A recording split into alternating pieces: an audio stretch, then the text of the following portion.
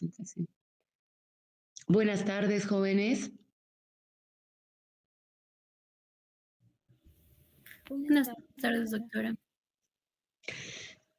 Buenas tardes. Bueno, yo voy a empezar. Solamente que hago la presentación. ¿Me avisas, por favor, Lilian, si se ve? Se logra ver la pantalla, doctora. Perfecto, ahora la amplio.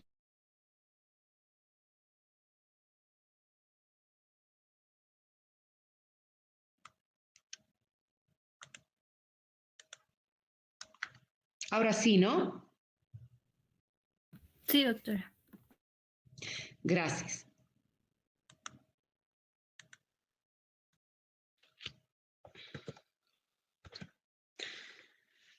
Bueno, espero que estén algunos conectados. Vamos a dar esta clase hoy y no se olviden que mañana también tenemos la última clase a las 16 horas.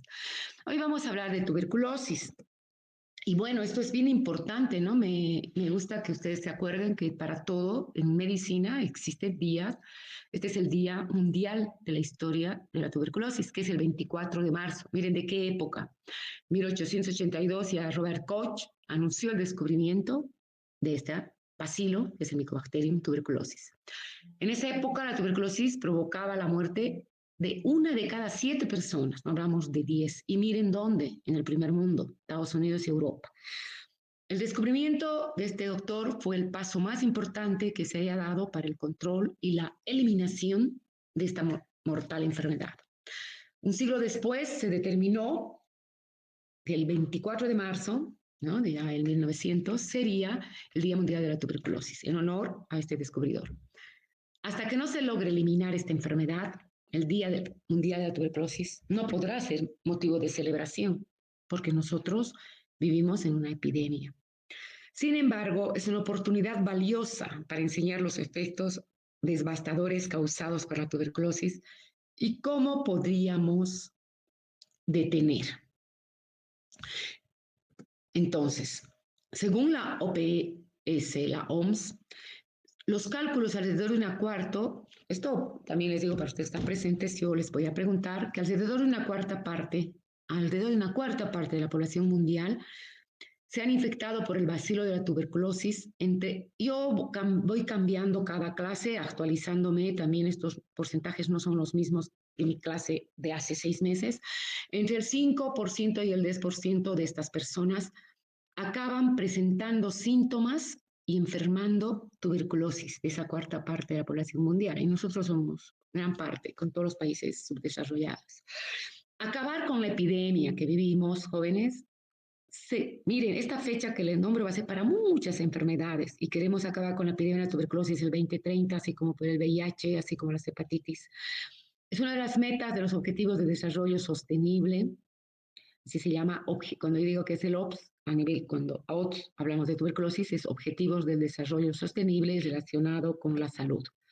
Bueno, ¿qué pasa? Que las ramificaciones, acá ya ven un virus, ya se dan cuenta cuál es, las ramificaciones socioeconómicas de la pandemia y junto con de la pandemia por COVID-19, así como los conflictos actuales que estamos viviendo en el Medio Oriente, en esa guerra, y hace que, por ejemplo, se está activando la tuberculosis, perdón, la polio. Imagínense, entonces, todo esto hace que también la tuberculosis infantil estemos, digamos, en la mira y pues aumentando los casos en algún momento.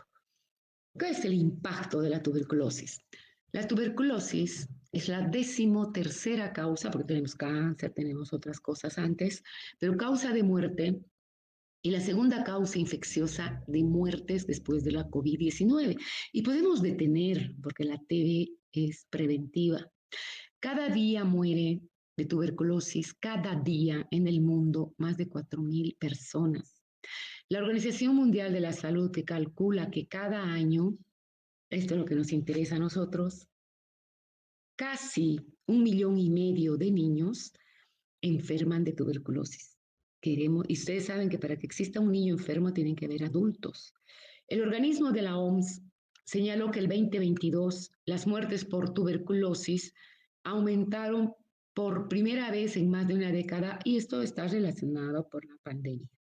También fue la principal, esto es importante, causa de muerte entre las personas con VIH. En adultos, ustedes ven que generalmente diagnostican VIH y descartar TB. Al revés, diagnostico TB, descarto VIH. Y es una de las causas principales de muerte.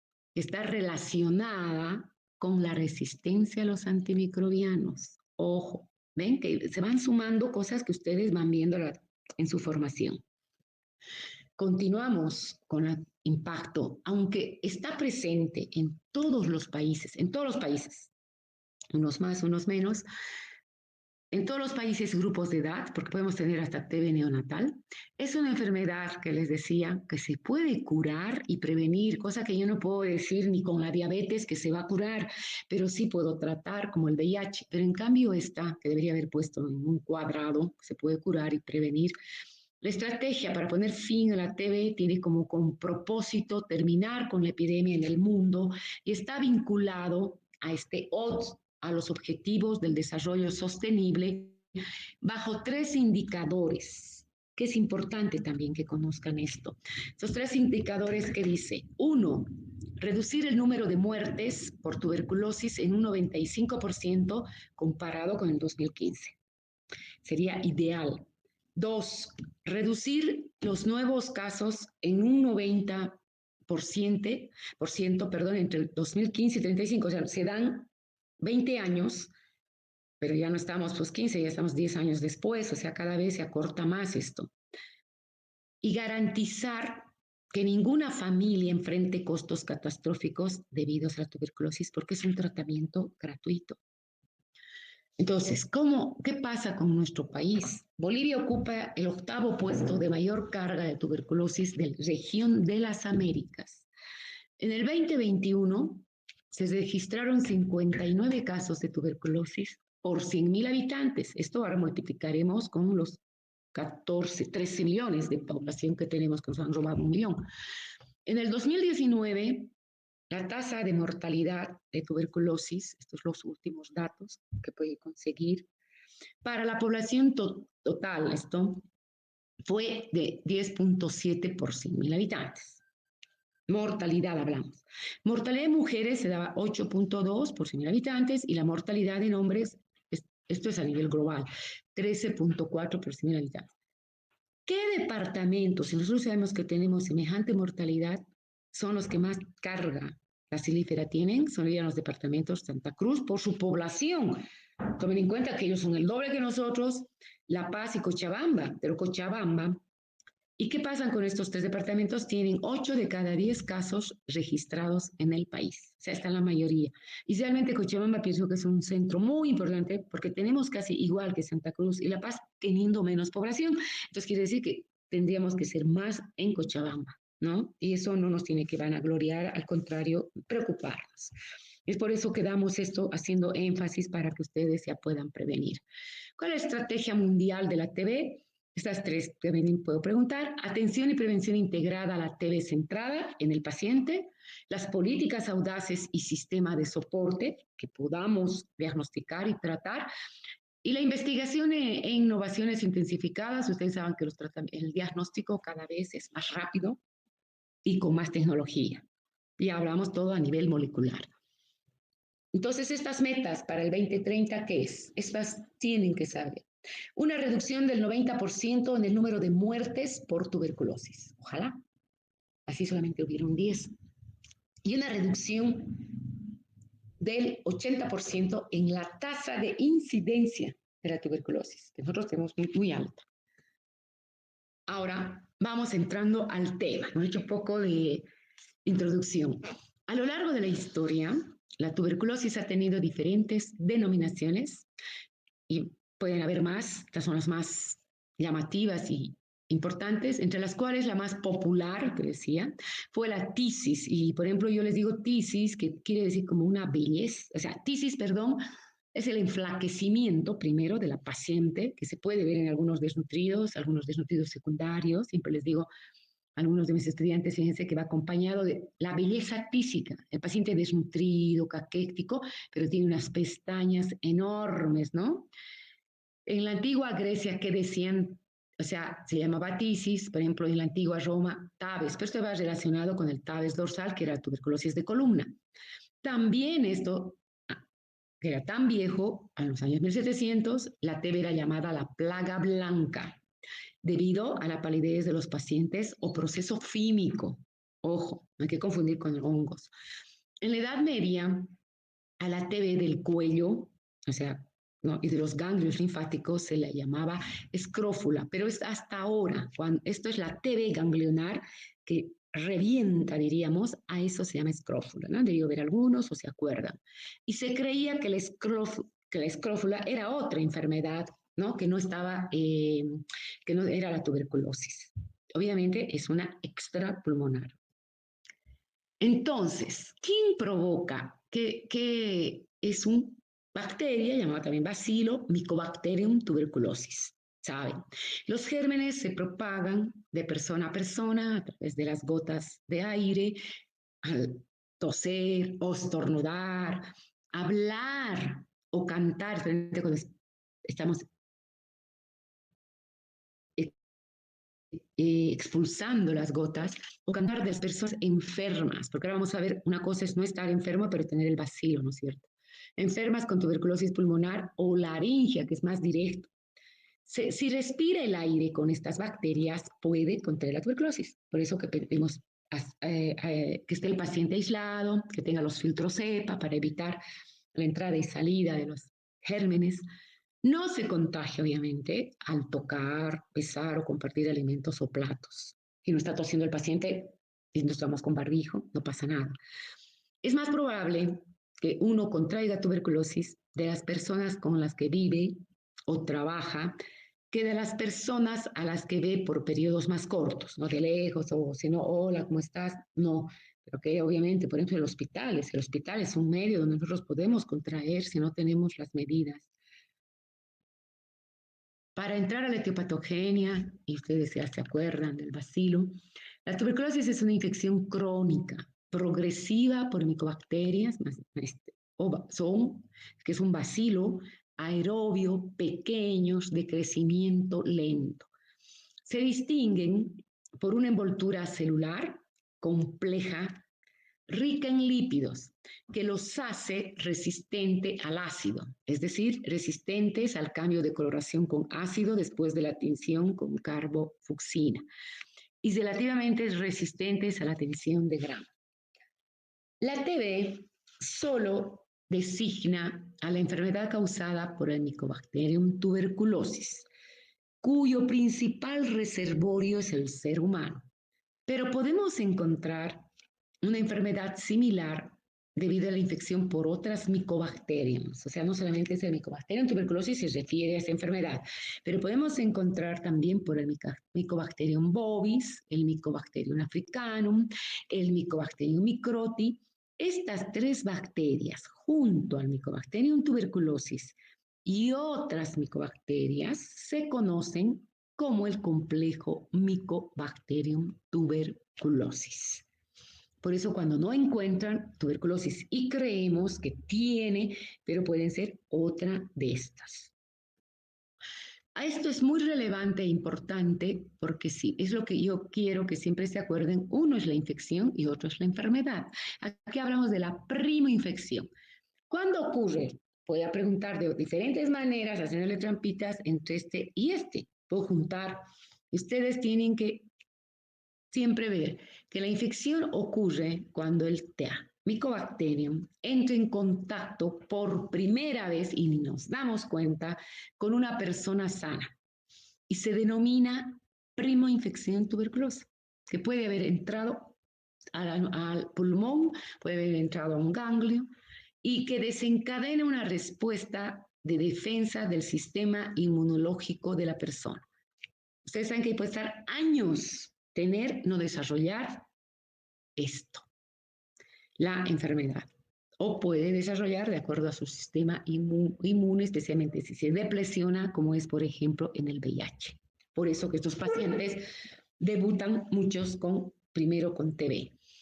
La enfermedad por la tuberculosis, entonces, ocurre cuando el sistema inmunológico no puede controlar la infección o reinfección tuberculosa y los bacilos comienzan a multiplicarse activamente, produciendo lesiones en los órganos afectados. Por eso le dije dónde va. Lo más rápido y mortal es la TB meningia. Y ahí aparecen signos y síntomas, pero no sabemos cuándo ni en qué momento. Entonces, esto es una prima infección, que de todo depende cómo va a estar el sistema inmune para que desencadene la enfermedad. Lo que dice que muchos de nosotros ya hemos sido expuestos a esto se refiere. ¿Ya? Las formas de transmisión también la conocen. Este bacilo se puede adquirir por diferentes vías, a través de alimentos. La más frecuente que hemos visto es por la inhalación, que es el 95% de los casos, de las gotas de saliva que pueden llegar a las vías aéreas provenientes de individuos con tuberculosis pulmonar o laringe, es más directa. Y bueno, en laboratorio, personas que se dedican, por eso que las pruebas de diagnóstico cada vez son mejores para evitar esto, una inoculación. Las formas de transmisión, se estima que en un año un caso de TB pulmonar sin tratamiento infecta entre 10 a 15 personas. O sea, hay que encontrarlo a este personaje. Por eso hay que diagnosticar más. Cada segundo en el mundo se produce una nueva infección por Mycobacterium tuberculosis. Desesperante, por eso hemos dicho que en un día, ¿cuántas personas? En el mundo, 1000, más de 1000. Del 10 al 15% de las personas infectadas van a enfermar en algún momento de sus vidas, por eso que uno no sabe, y este ya está como una caverna, ¿no? Entre estos están transmitiendo a este directamente y puede ser su amigo, pero no sabemos si él va a desarrollar ya la enfermedad. Ahora, ¿qué factores, especialmente en los niños, existen de riesgo? ¿Ya? Son 6, pueden haber más, son estos los más importantes. La presencia siempre de una persona bacilífera en el domicilio, y eso es lo que les decía, para que un niño se enferme tiene que haber un adulto. La edad, ¿quiénes van a ser los más vulnerables? Los menores de 5 años.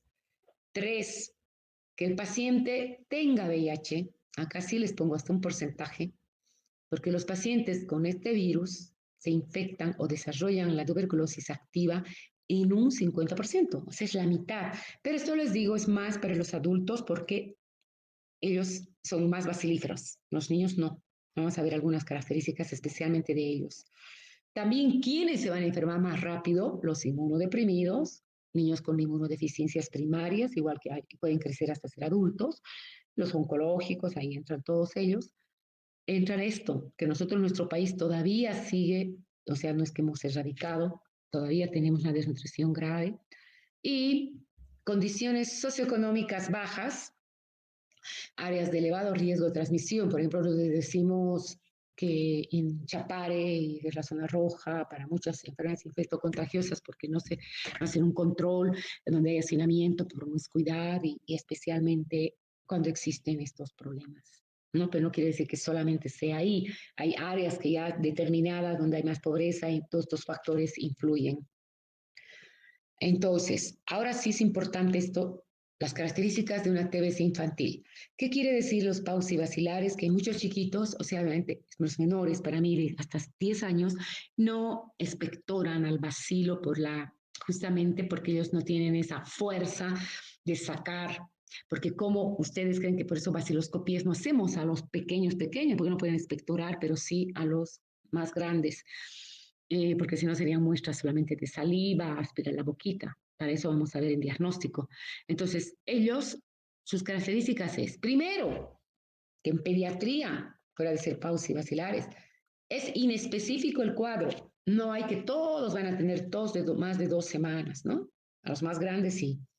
Predominan, aparte, nuestros chicos, predominan las formas extrapulmonares, especialmente, por ejemplo, en este año tenemos 4 o 5 casos, los graves, pero son pleurales, ¿no? Esa se califica ya como una extrapleural, igualmente que las ganglionares, y en otras áreas como pericárdica, ósea, urinaria.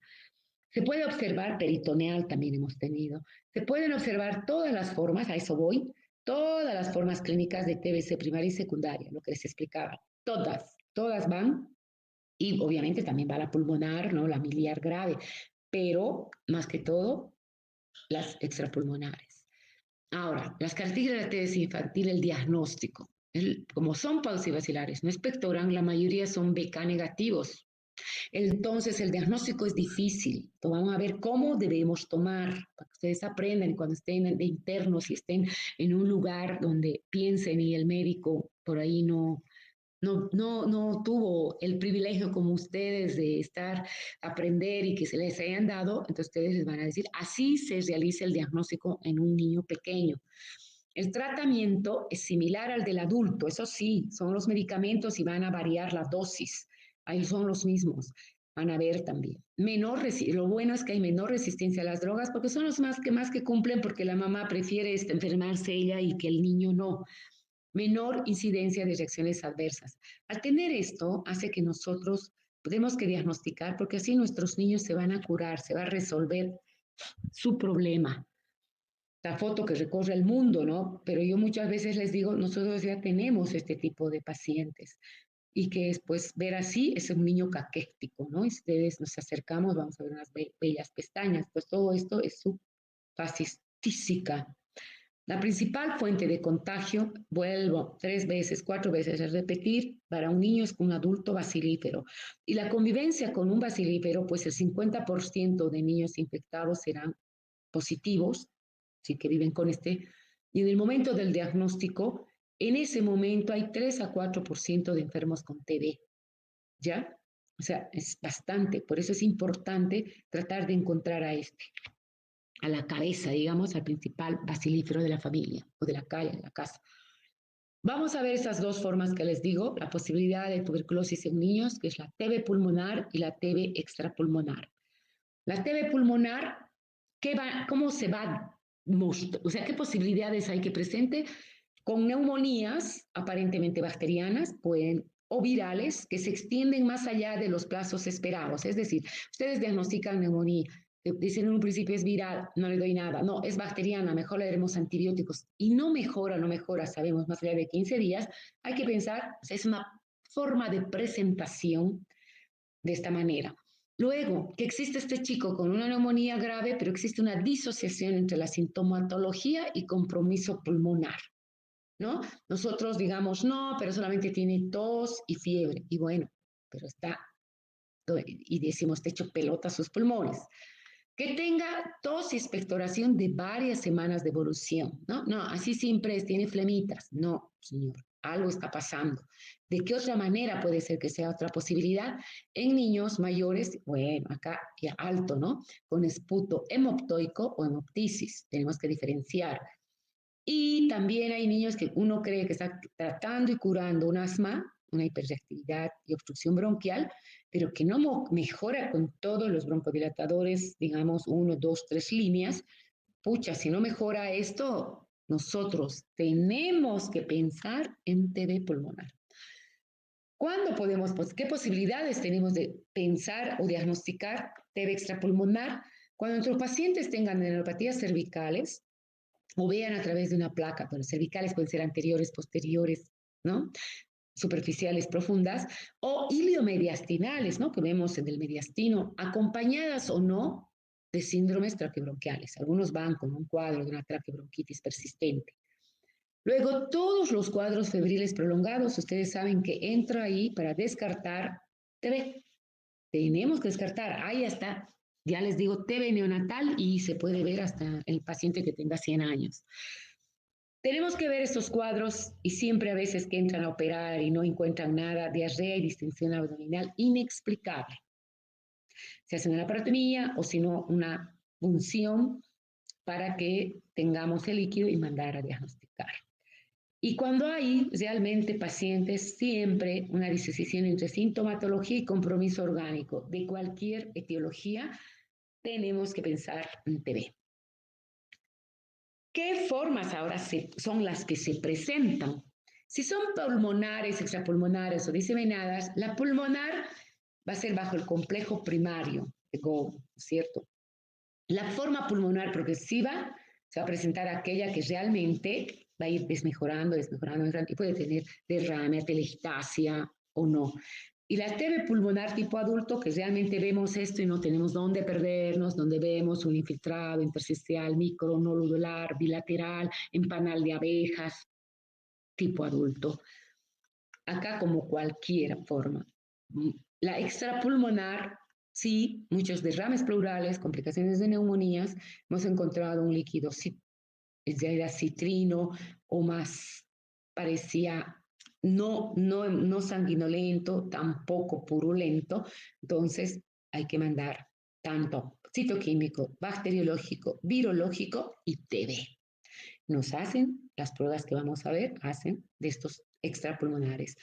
TV ganglionar, a no pensar que todo sea toxoplasmosis, otros virus. Lo primero en un niño desnutrido, biopsia y anatomía patológica va a dar el diagnóstico. Y otros que podemos pensar y tenemos en nuestros chicos, las osteoarticulares, que esta puede ser ahí el tabes dorsal, que puede tener, TV peritoneal, hemos tenido chicos, cutánea, que se ve, es mucho más rara, pero todas estas son muy comunes que se presenten. Y diseminada, para lo cual decimos que nuestra BCG nos sirve y a veces a pesar de la BCG, pues al final de la clase, la última diapositiva, vamos a hablar una diapositiva de la vacuna, porque algunos pacientes teniendo la vacuna sin ser inmunosuprimidos han desarrollado o miliar o meningia formas graves. Pero siempre evita. La TBC primaria, miren, solamente acá se ve que tenga, ¿no? Este es el complejo GOM. Luego acá una pleural, como les dije, es un derrame pleural, que mientras no saquemos el líquido no vamos a poder decir si es bacteriana tuberculosa. La TBC pulmonar cavitaria, porque había una caverna, que generalmente esto es muy raro, pero se ve, para que vean lo raro, medicina, siempre digo, no es más dos, dos más dos. Y la evolución de esto favorable con el tratamiento de TBC. Pero esto nadie imaginar, porque no es lo común, pero puede haber. Entonces, siempre aprenderemos lo no común para entrar en lo común.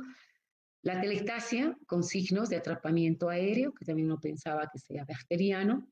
Y esta es la que, bueno, no se ve muy bien, pero ustedes pueden amplificar o sacar, que es la TBC miliar, como les digo, en panal de abejas, micronodular, y decimos, vemos esto y si el paciente está desnutrido con expectoración, pues no, es casi, ya clínicamente se ganó la mayoría de los puntos.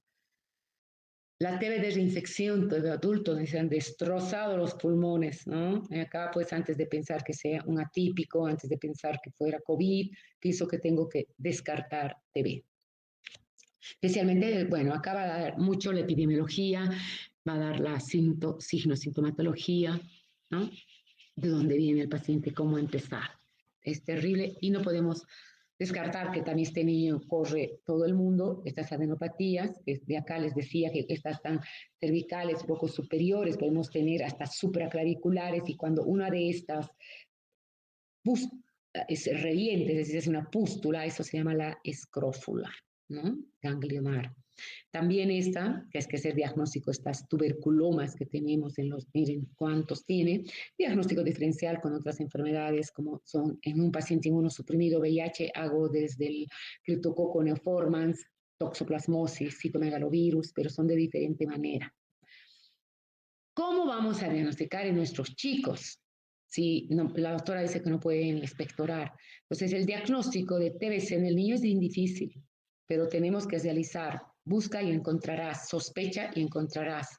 Entonces, por eso se dice que se realiza con la sospecha de un médico de experiencia y la valoración de... Yo pienso que esto tiene que ser también de un médico capacitado, de un médico que sí estudia y se acuerda de lo que los decimos nosotros, que vemos y tenemos experiencia, él va a ir adquiriendo, pero va a ir pensando que el paciente puede tener, hemos dicho, un cuadro pulmonar que se prolonga, que no funciona con todo lo que le han dado, aunque sea viral y le dan antibióticos, pero sigue igual, más. Bueno, pensemos que una radiografía con una imagen que se extienda más allá de los parámetros habituales, o sea, que se siga con el mismo cuadro, no pareciera normal, pero se tiene infiltrado bilateral, o bien acá sí vean, es una neumonía corriente, una condensación, pero que tenga este paciente antecedentes epidemiológicos, les decía, o de exposición de TB, pero haciendo la anamnesis una y otra vez, porque de entrada, ¿qué pasa en pediatría? Los padres siempre van a decir, no, tiene tos nada más. Y si ustedes le van y preguntan si sospecharon de TB, les va a decir que no, que nunca nadie, que todos son sanos, que todos sus amigos son sanos y que nunca ha ido a ninguna parte. Pero este chico basta que haya viajado en un colectivo, en un trufi, en un taxi trufi, donde no las ventanas están cerradas y ahí atrás esté tosiendo a alguien así, ya está expuesto. Entonces no es que es sanito, es que nunca lo han tenido en una burbuja, ¿no? Entonces tenemos varios factores y hay que explicarles a los padres, porque después ellos dicen, son sanitos, a veces teniendo así el abuelo o el tío, que están en tratamiento. ¿Qué tamizaje clínico se hace?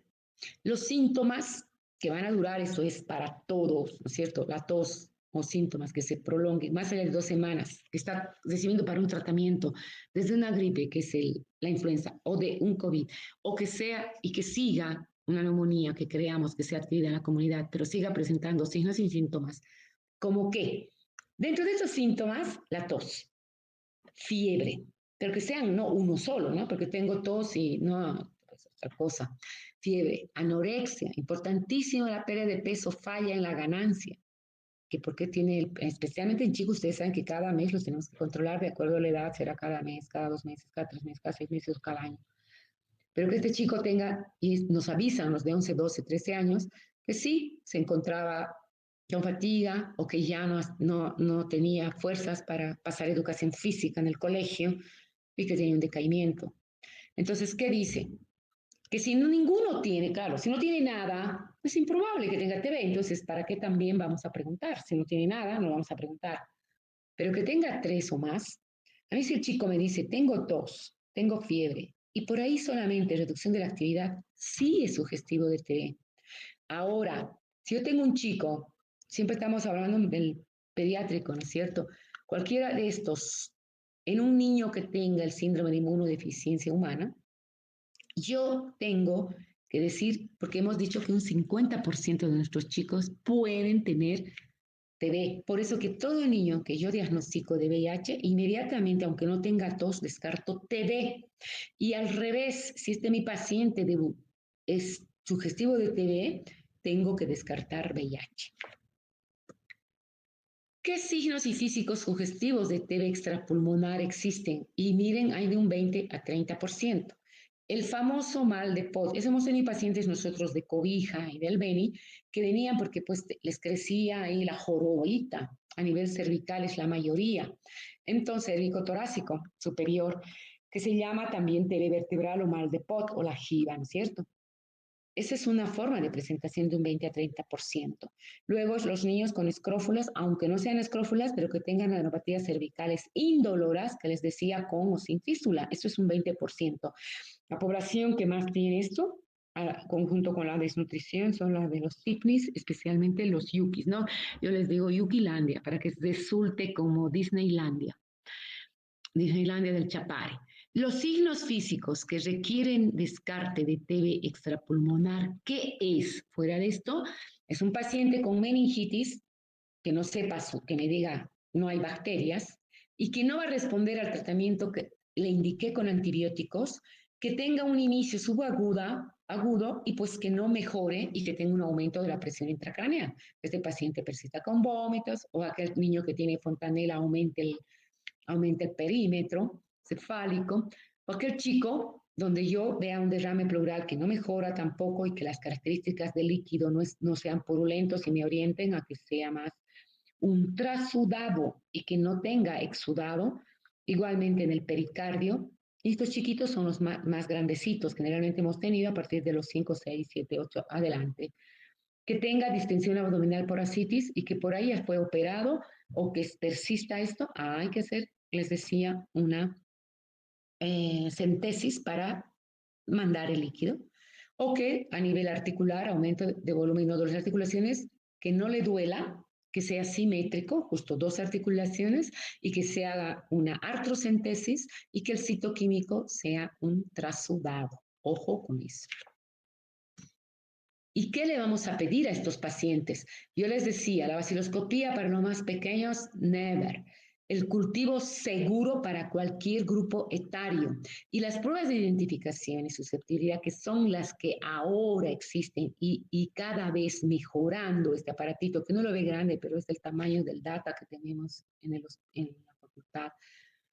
Entonces, ¿cómo se hace el diagnóstico, chicos, para un paciente? La vaciloscopía está, no es que digo que no se haga, el cultivo de muestras de esputo, es el método de mayor sensibilidad para el diagnóstico y seguimiento del tratamiento de TB en medios sólidos y líquidos, pero sabemos que tarda 60 días. O sea, no vamos a tener ese rato. Le vamos a hacer. Si se sospecha de presentación extrapulmonar, ¿qué muestras tenemos que mandar? Extrapulmonar para descartar una meningia, el LSR, para descartar una linfática a través de la aspiración de esos ganglios. Si veo que tienen pleura, mandar líquido pleural. Si pienso una peritoneal, el líquido peritoneal. Si pienso una pericarditis a nivel del pericardio. Hemos tenido todos estos chicos y mandando las muestras de acuerdo a la presentación, tejido óseo, cisarticular y urinario. Nosotros en pediatría tendríamos, estos son la mayoría, muy pocos, ha habido uno que otro a nivel del sistema urinario, pero mayormente los que tengo y diagnostico, les digo, este es uno de los más graves porque trae secuelas cuando diagnosticamos generalmente tarde. Los más comunes son ganglios linfáticos, yo diría la pleura, peritoneal, pericárdico, luego viene tejido óseo y luego viene orina. ¿Qué dice? Si yo quiero, y es un chico grande, ustedes en este cuadrito yo les pongo, esto es del libro, de la guía, ¿no? Todo es, siempre es de referencias fidedignas, que si yo pienso que va a ser meningia, le voy a mandar líquido cefalorraquídeo. Entonces, de cada uno está meningia, renal, peritoneal, ganglionar, osteoarticular, pleural, miliar, ¿qué voy a mandar? Si nos vamos acá a la derecha, las vaciloscopías ya no son por 3, generalmente se manda solo por 2 y se hace al personal de salud que está tosiendo, qué sé yo, 2, y adultos, ¿no? Generalmente cuando ya puedan expectorar, porque tiene que ser una expectoración espontánea y no tiene que ser saliva, ¿no? Eso tiene que ser profunda y eso el niño no lo va a hacer. ¿Qué vamos a hacer nosotros? Nosotros vamos a lograr a los grandes, o sea, a partir de los 10 años pueden esperar, pero entre 5 y 10 años podemos nebulizarlos con soluciones hipertónicas, ¿ya? Me voy a preguntar. Expectoración inducida con nebulizaciones con solución hipertónica, se llama. Solución fisiológica hipertónica, haciendo una dilución al 10%, al 3%, convertimos, las diluyen las fisioterapeutas y hacen que logren, digamos, haciendo que las secreciones se junten, puedan expectorar. El contenido gástrico, esto es para los menores de 5 años.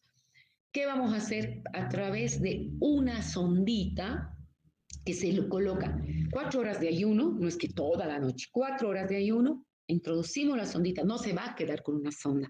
Ese momento, introducimos una sondita nasogástrica y como ha estado en ayuno, llegamos a cámara gástrica, aspiramos. Aspiramos con una jeringa, generalmente una jeringa que sea de volumen de 10 o 20, de acuerdo al tamaño del niño, y sacamos la muestra con la sondita y colocamos en el frasquito. Eso es lo que hacemos casi todos los días. Y eso debería hacerlo cualquier médico, no siempre un pediatra, porque hospitales de norte, sur, así nos dicen, no, a un niño lo querían dormir para hacer esto. Eso no, es colocar una sondita, tratar de que no sea traumática, como nos han indicado en tercer año, y listo. El lavado alveolar obviamente se va a hacer en un paciente que esté en terapia intensiva o que se programe este estudio bajo anestesia. Y la microscopía directa al BK se hace para la vaciloscopía y cultivo, siempre. Obviamente las biopsias van a entrar de anatomía patológica, ¿no es cierto?, de los ganglios. Y siempre vamos a pedir cultivo de BK, es decir, TB. Pasando, esto sigue y tengo que darles, porque por ejemplo, a veces hay gente que sabe y dice, me voy a Santa Cruz porque siguen haciendo o venden este derivado proteico purificado, que la PPD ya no tenemos a nivel del ministerio, pero también tiene un porqué. Porque esta prueba de tuberculina, si es positiva, es así como se mide. ¿Listo? Ahí se inyectó y no voy a medir el halo, tengo que medir esta papulita con esto, ¿se dan cuenta? No todo esto. Todos nosotros hacemos esto, los que vivimos en Bolivia. ¿Por qué? Porque como estamos en un país endémico, epidémico, vamos a hacer una hiperergia. Entonces, por eso, para no, pues, esto es un gasto, esto cuesta. Entonces, solamente, y todos salimos más de 10 milímetros, y si encima nos miden mal, no hace el diagnóstico de enfermedad tuberculosa en el niño por sí solo. Es necesario tener en cuenta condiciones inmunológicas y el antecedente de vacunación. ¿Por qué? Porque tenemos falsos negativos y tenemos falsos positivos. Los falsos negativos van a producir pacientes que estén enfermos con cualquiera o curse con cualquiera de estos. Que tenga sarampión nos va a dar un falso negativo, porque ahí va a haber una respuesta inmunológica, igualmente con este otro virus, varicela. Que esté con un cuadro de tosferina y positivo, peor. Que esté un chico desnutrido, ustedes saben que es otra inmunodeficiencia nutricional. Que esté bajo quimioterapia, que esté recibiendo corticoides, que esté en un periodo de lactancia, esto en los más pequeños, o que tenga mala técnica en la aplicación. Eso tienen que ser personas que saben. Que te haga profundo, nunca va a salir. Y van a decir, es negativo. Que te haga muy superficial, puede suceder esto. Entonces, pregunto, ¿en qué pacientes puede dar falsos negativos? ¿En qué pacientes puede dar falsos positivos? Es lo que decía que tiene que estar relacionado con la aplicación. Si se aplicó BCG, ¿sí? Va a dar una hiperallergia, pues. Si hemos estado en presencia de micobacterias no tuberculosas y que no sepamos, o estemos con prueba de infección, pero no estemos enfermos, y pues muchas veces, y que tenga una respuesta de hipersensibilidad. Esto es lo último y que se hace en forma privada, sí se hacen, es las pruebas IGRA, que ustedes también tienen que saber qué son. Existen técnicas basadas en la producción del interferón gamma, ¿no? Por las células T sensibilizadas frente al Mycobacterium tuberculosis.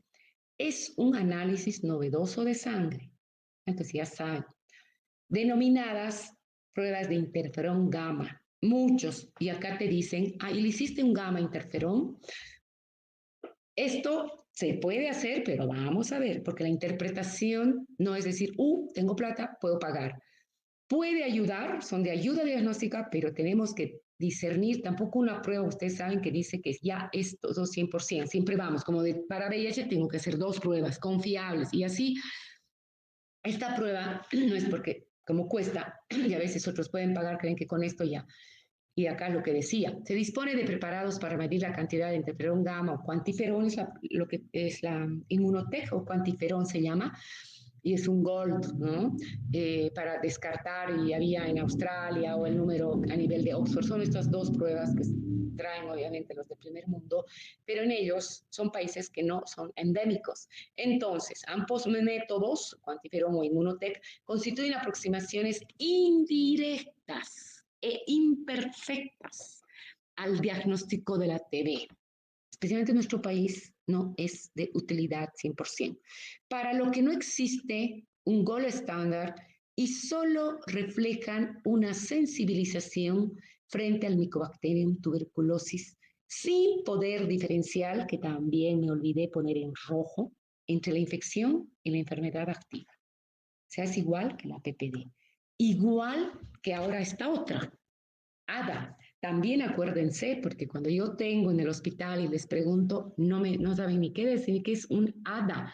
Les digo, ¿qué es? Si bien es la adenosíndiaseminasa, pero es una enzima que interviene en el catabolismo de las purinas, considerada también una proteína. Se la considera como un marcador de la inmunidad celular, pero está aumentada en todos los derrames, sean pleurales, pericárdicos, peritoneales, de etiología tuberculosa, pero también en derrames secundarios a otras patologías. Por ejemplo, en una ARJ, una artritis reumatoidea, otros estados linfoproliferativos pueden darnos positivos. Solita no tiene ningún valor. Entonces, la principal indicación en la práctica es en el estudio de diagnóstico del derrame de serosas de origen tuberculoso. Que no me dé, que no sea bacteriano, que no sea viral, que el paciente no tenga alguna enfermedad degenerativa o linfoproliferativa, puede servirme de ayuda, sí, sí. Ahí sola no. Criterio histopatológico no hay donde perderse, es el mejor diagnóstico. Donde nosotros sí vamos a encontrar es la inflamación granulomatosa crónica con células epiteloides, células gigantes multinucleadas, las de Langhans, linfocitos y necrosis de caseificación. Esto en los ganglios linfáticos o cuando es articular o una otra biopsia, me da esto, no hay donde perderse, esto tiene 6 puntos y se inicia tratamiento. Esto, ¿por qué les presento? Esta tabla es muy importante. De Stehan, Kaplan y Toledo son los mejores infectólogos del mundo, obviamente del norte, y donde ellos hicieron una tabla para nosotros que nos puede servir, sí que nos sirve. Si yo tengo ya el aislamiento bacteriológico por aspirado, por vaciloscopía o como les mostré por anatomía patológica, tiene 7 puntos y digo este B hasta no demostrar lo contrario. Pero y si yo me muestro un granuloma, lo mismo. Inmunológico. Miren, una reacción de tuberculina y sabemos que en el VIH puede ser hasta de 5, me da 3 puntos, pero me da. El radiológico, si nosotros sabemos un infiltrado, una cavitación, me da 2. Si tiene sintomatología sugestiva, me da 2. Si tengo datos epidemiológicos, 2. Si yo no tengo nada de esto, obviamente no es TB, pero si yo tengo de 3 a 4 puntos, basta que yo tenga, miren, radiológico y clínico, es sospechoso. Tengo que seguir pensando. Pero si yo tengo este y este, los 3 últimos que tranquilamente puedo tener porque el tío tiene, me parece que es y pienso que sí, yo ya inicio la prueba terapéutica dándole un tratamiento. Esto es para pediatría. Es más, acá no está, nosotros también notamos, el clínico acá está la desnutrición. Y 7 o más, como les dije, no hay dónde perderse, pues es tratamiento, aunque tenga uno solo, ya es. Este es el Gene Expert, el para, miren, tan facilito, no, él ya no está respirando nada, agarra guantes, este es el frasquito, deposita acá herméticamente cerrado, mete la maquinita, y ¿qué nos dice? Es un método ultrasónico donde dice acá Mycobacterium, tuberculosis detectado, y es más, este aparato nos da si hay resistencia o no a la Rifan. Y esto lo tenemos en 1 hora y media, digamos 2 horas. Pero esto obviamente, entre que reciba la muestra, junte la muestra, haga todo eso, la máquina da esto en este tiempo, pero hay que contar todo lo que es la manualidad en hacer este análisis. Esta es la técnica que estamos usando ya hace un par de años, que es una nueva tecnología para el diagnóstico de la TB y su resistencia. Es una prueba molecular completamente automatizada y cerrada, con casi riesgo de inoculación nada, que también me puede detectar resistencia a la Rifan, que el resultado es en menos de 2 horas, que requiere mínima bioseguridad y que el beneficio costo-prueba es lo mejor que tenemos. Y esto es lo que hacemos todos los días a los chicos y que pues ahora existen pruebas cada vez más. Este era un Gene Expert común.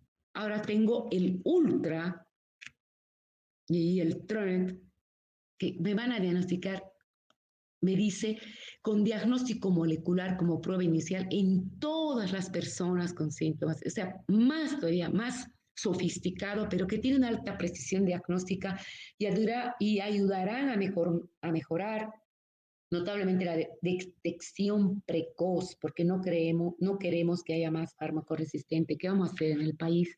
Es terrible esto. El tratamiento de tuberculosis infantil vamos a ir, que tiene que ser acortado, supervisado, tanto para pulmonar, extrapulmonar. En los niños más pequeños, las dosis son mayores. En aquel chico que pese mayor a 25 kilos, va a ser igual que del adulto, pero el que pese menor, no. ¿Qué vamos a dar? El tratamiento ya sabe, tiene que ser combinado, continuado, prolongado, acortado, supervisado. Combinado para evitar la resistencia, que a veces pregunto, pero así, este le pongo para acá, este para acá y así, para que ustedes entiendan que no, el combinado es para evitar la resistencia, el continuado para conseguir la conversión, prolongado para evitar las recidivas, acortado para que mejoren, cumplan los pacientes, supervisado, garantizar el cumplimiento del tratamiento. Quisiera que así sea de VIH. Las drogas jóvenes son las mismas, rifampira, isoetambutol. ¿Para qué? Para que tengan capacidad bactericida, esterilizante y evitemos la resistencia. No puede haber monodroga. Esto rápido, porque ustedes tienen que saber, y les decía, la TBC, eso es para menores de 25 kilos, los más pequeños, rifan, isopira, etambutol. No hay 2 drogas, son las 4 drogas, a 15 miligramos peso la rifan, iso a 10, piracinamida a 35, etambutol a 20. ¿Cuánto? 2 meses y 4 meses. Después hay casos especiales, hablemos de lo común. En lo común, 6 meses, 2 y 4. Este, en la primera fase 4, antituberculostáticos, y la segunda fase 2, que dura 4 meses. Tienen que saber de memoria. La primera fase, ¿qué quiere decir? Todo es de lunes a sábado. Ataque intensivo. La segunda fase de consolidación. Es lo que me interesa. ¿Qué hace con uno? Reduce la población bacilar, el otro previene la resistencia, elimina los bacilos persistentes, evita las recaídas. Si cumplen, se cura. Esas son las dosis de adultos. Esta es la última guía, no existe otra. Pueden entrar ahí, está. La dosis de adultos, de niños. ¿Para cuándo? Pregunta de examen. ¿Cuándo les vamos a dar estenoides? A TB meningia, TB biliar, pericarditis, peritonitis, endobronquitis. ¿Cuánto voy a dar? 2 miligramos kilo día de prednisona, máximo 60, por 4 semanas, con una lenta reducción durante 2 semanas. La idea es que solo esté en la primera fase. Tiene que pasar a la segunda fase sin corticoide. Reacciones adversas, saben, cuando yo les pregunto qué es RAFA, creo que la mayoría sabe que son las reacciones adversas a fármacos anti-TB que quienes producen la mayoría, y tenemos que saber para detectar y hacer la notificación. Aún todos los hospitales tienen sus tarjetas de RAFA y sabemos que cualquier medicamento que produzca una hipersensibilidad generalizada tipo Steven Johnson, que empiecen, se suspenden todos los medicamentos. Si solo tiene neuritis óptica y yo creo que está relacionado con el etambutol, suspendo etambutol. Y cualquiera de estas 4 me produzca ictericia, suspendo. Pero tienen que estar atentos, porque hay chicos que han empezado con unos granitos, lo han dejado, ha desencadenado, y nosotros tenemos 2 pacientes que han muerto, que han llegado con Steven Johnson irreversible. Entonces, es lo que dice, que cuando haya RAFA, suspender a través de medicamentos, identificar el fármaco causante, comunicar al comité, que generalmente los niveles 2 y 3, nosotros tenemos todo eso, la isla sí, hay gente capacitada para esto, y esta reiniciación lo tiene que indicar esta persona capacitada. Y si no, hay que ir a pedir ayuda al CEDES, al departamento de TB. Solamente cortito, antes de terminar, que la TB-MDR multidrogo resistente, que también existe una XDR, hay que tener cuidado porque la primera, a 2 medicamentos es la MDR, pero la X, bueno, que decimos MDR, es porque ya tiene resistencia a la Rifan, como a otras fluorquinolonas, y de 3 medicamentos ya acá ya es grave. Esta XEDR es motivo de preocupación particular para personas con infección de VIH. Damos chao, se mueren, y lo peor es que pueden contagiar a otros. Estas personas tienen más probabilidad de que la infección y el riesgo de morir. Entonces, ¿qué vamos a hacer? Interrumpir la cadena de transmisión. ¿Qué tienen que hacer y tener en mente? Tratar al paciente basilífero, protección al susceptible, vacunar y el contacto, hacer la quimioprofilaxis. Le pongo de prevenir la enfermedad, la isoniazida está, hacemos profilaxis. Puede ser, hoy en día al VIH nosotros les damos 5 miligramos por 6 meses, al otro 10. Está gratuita en todos los centros, establecimientos de salud. La vacuna, con esto termino y les decía que si viene la vacuna desde el año 1921, está la BCG por el bacilo Calmette-Guerin. La vacuna BCG no se usa ampliamente en Estados Unidos, en Argentina, perdón, en Europa, ustedes saben, porque no hay ahí. Se administra a bebés y niños pequeños para prevenir la meningitis, tuberculosis, TB, tanto meningitis y miliar. La investigación sobre vacunas continuará. Actualmente hay 21 candidatos a nuevas vacunas en investigación para que sea una vacuna de subunidades de proteínas que ayude, y la vacuna atenuada desarrollada en España, que muy posible sea superior, porque yo les decía esta BCG, desde este año hay muchos niños que teniendo esta vacuna presentan meningitis tuberculosa. O sea que 100% no es segura, y se está desarrollando actualmente estas vacunas en otros países. Con esto termina. El niño es un centinela epidemiológico. Si la tuberculosis en un individuo es el resultado de una cadena de inequidades, quiere decir que no estamos controlando, no debe haber más tuberculosis. Tenemos que diagnosticar. Y siempre hablo que si hay un niño enfermo con tuberculosis, es la clara señal del fracaso de todo un sistema, y no solo del de salud. Ahí interviene todo, socioeconómico, cultural, etcétera, etcétera. Esto es Fin a la Tuberculosis. Este es su eslogan último que hemos tratado de que bueno, todos estén. Bueno, les agradezco su presencia. Hay